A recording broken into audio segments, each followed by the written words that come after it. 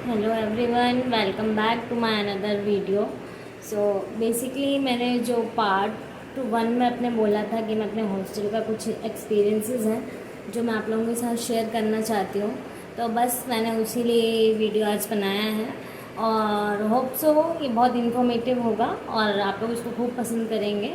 तो चलिए शुरू करते हैं और बताना ज़रूर आप लोग कैसे हैं और मेरी वीडियोज़ अच्छी लगती भी हैं कि ऐसे ही देख लेते हो, ये भी बता देना मुझको। और चलो स्टार्ट करते हैं कि क्या हुआ था कि जब मैं फर्स्ट ईयर में कॉलेज में आई थी, तो जब हम कॉलेज में आते हैं तो हमको बहुत सारे नए नए लोग मिलते हैं। ठीक है, अलग अलग जगह के, अलग अलग उनका रहन सहन होता है, अलग अलग बोलने का ढंग होता है। वो मिलते हैं हमको, अच्छे भी होते हैं बुरे भी होते हैं। वो तो है कि हम एनालाइज करके या तो उससे हट जाएं या तो उस रिलेशन में कंटिन्यू रहें, चाहे वो फ्रेंडशिप हो चाहे कुछ भी हो।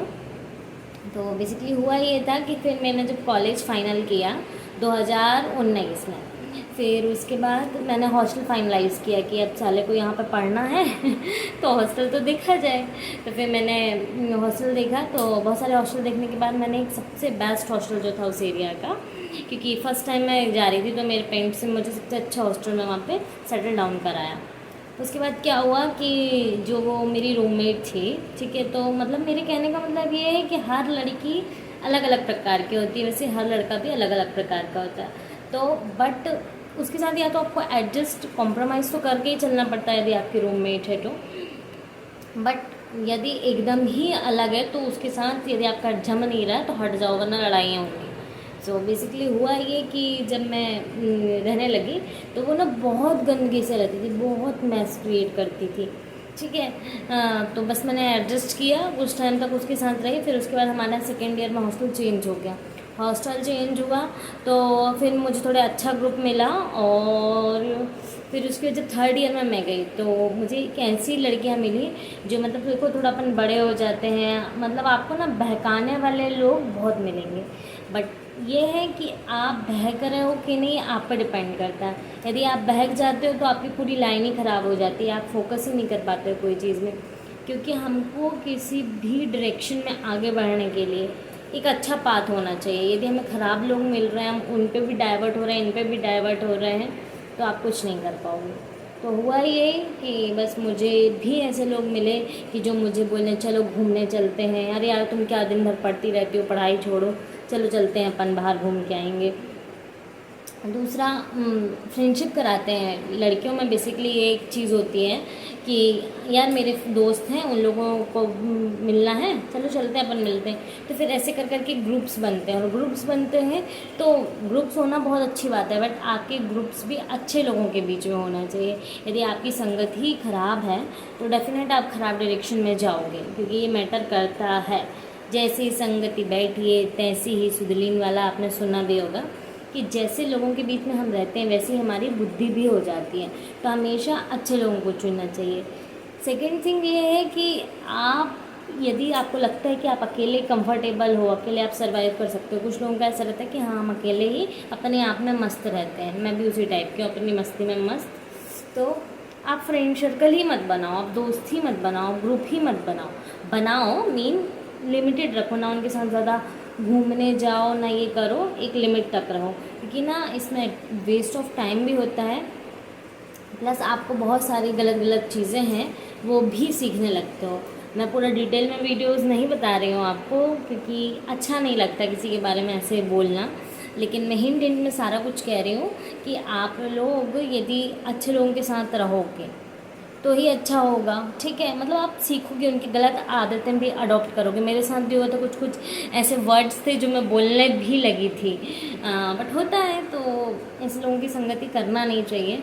सेकेंड थिंग ये है कि यदि आपको लग रहा है कि यार सामने वाले बंदे में बहुत एटीट्यूड है, सामने वाली बंदे में बहुत एटीट्यूड है, पता नहीं अपने आप को क्या समझती है, ऐसा वैसा, यदि ऐसा आपको लगता है तो डेफिनेट उसको भी यही चीज़ लग रहा है कि यार ये अपने आप को क्या समझती है, मैं तो इससे अच्छी हूँ। तो फिर वो आपस में ऐसे होता है ना कि चलो चलो अब इससे इसको गिराने की कोशिश करते हैं। ये वाला जो पॉइंट आता है ना, यदि आपको किसी इंसान का नेचर देख के ही लग रहा है कि वो एटीट्यूडेबल है तो फिर उससे बोलो ही मत। क्यों? क्योंकि आपको लग रहा है ना, तो डैम श्योर वैसी वाइब उसके तरफ से भी आ रही है कि ये भी बहुत एटीट्यूडेबल है। तो आप ऐसे लोगों के संगत में मत पड़ो, क्योंकि यदि आप पढ़ोगे तो डेफिनेटली ये लोग आपको गिराने की कोशिश करेंगे। मेरे साथ भी ऐसे होता है। और कुछ लोग बहुत मीठा मीठा बोलते हैं और फिर चाहते हैं कि यार अपने में हो जाए, तो अपन यदि उनके ग्रुप में हो गए तो फिर ना अपना ही लॉस होता है। और सबसे मेन चीज़ ये है कि किसी भी ग्रुप्स में यदि आप लोग रहते हैं या कोई भी रहता है, तो ग्रुप्स बनते ही क्यों हैं? कंट्रीब्यूशन के लिए, फ़ायदे के लिए। इस दुनिया में कोई भी इंसान ऐसा नहीं है जो फ्री में आपकी मदद कर देगा, कोई भी नहीं है। हर इंसान का अपना अपना एक स्वार्थ होता है। तो यदि आप किसी के साथ जाते हो, 5 रुपए की चाय पीते हो, तो डेफिनेट वो आगे आपसे 10 रुपए की चाय पीने के लिए, इसलिए वो आज आपको 5 की चाय पिला रहा है। इस बात का हमेशा ध्यान रख के फ्रेंडशिप करना चाहिए। And last thing is that कि सिर्फ अपने आप पे फोकस्ड हो जाओ। मैं आपको अब अपना इंसिडेंट बताती हूँ कि यदि आप खुद पे फोकस्ड हो जाओगे तो आपको ना ऐसा लगेगा कि मुझे तो पता ही नहीं था मेरे में ये टैलेंट भी था। तो मेरे साथ हुआ क्या था कि मैं कॉलेज में पढ़ती थी, स्कूल में पढ़ती थी, तो सिर्फ मैं पढ़ाई करती थी। पढ़ाई के अलावा मुझे सारे घर के काम आते थे, सारा कुछ घर का कर लेती थी, बट उसके अदर सिंगिंग आती थी मुझे, वो भी हल्की फुल्की आती थी, उतनी अच्छी नहीं आती थी। फिर क्या हुआ कि जब मैं कॉलेज में आई तो मैंने थोड़ा सा सिंगिंग एनहेंस की। फिर उसके बाद जब मैं 3rd ईयर में आई तो फिर मैंने देखा यार कि मैं तो क्राफ्टिंग भी बहुत अच्छी करती हूँ। मतलब इतनी अच्छी भी नहीं करती कि पेंटर ही हूँ मतलब आता है मुझे। फिर मैंने देखा, जब मैं अपने आप में फोकस्ड हुई कि हमें क्या क्या है, मुझे बुक रीडिंग करना पसंद, तो मैं बुक रीडिंग, जब मैं सारी चीज़ों से निकली, खुद पे अपने पे ध्यान देने आई ना, तो मेरे में ऐसी ऐसी एबिलिटी निकली कि जिनको मैं डिसेबिलिटी समझती थी। जैसे कि मैं मेहंदी मैं सोचती थी कि यार मैं मेहंदी तो कभी लगा ही नहीं सकती, और आज मैं मेहंदी लगा लेती हूँ। क्यों? क्योंकि मैंने ट्राई किया। तो कहने का मतलब ये है कि जब भी आप खाली टाइम पे बैठे हो, आप अपने अंदर झांको कि आपके अंदर क्या टैलेंट है। किसी दूसरे का टैलेंट है कि नहीं है, क्या कर रहा है क्या नहीं कर रहा है, झांकने से कोई सेंस नहीं। आप अपना खुद में देखिए कि हम क्या कर सकते हैं। और दुनिया में ऐसी बहुत सारी चीज़ें हैं जो हम बेहतरीन से बेहतरीन ढंग में कर सकते हैं। बस ये है कि हम उसको ध्यान नहीं देते हैं। हमको लगता है चल रहा है, चिल कर रहे हैं, लाइफ चल रही है। ऐसा नहीं होता। इंसान अपनी सोच से बूढ़ा होता है। यदि इंसान चाहे ना कि मैं हमेशा कुछ कुछ क्रिएटिव करता रहूँगा, तो डेफिनेट वो क्रिएटिव कर सकता है।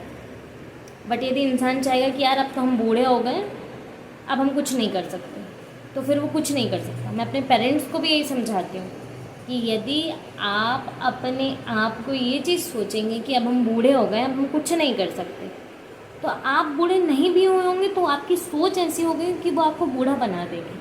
और यदि आप सोचेंगे नहीं नहीं अभी तो मेरी क्या ही एज है, मैं तो ये भी कर सकती हूँ, मैं तो वो भी कर सकती हूँ, मैं वो भी कर सकती हूँ, जब आपको सीखने की चाह होगी ना, तो आप 5 डायरेक्शन में जाओगे, उसमें से एक डायरेक्शन आपके लिए फेथफुल निकलेगी।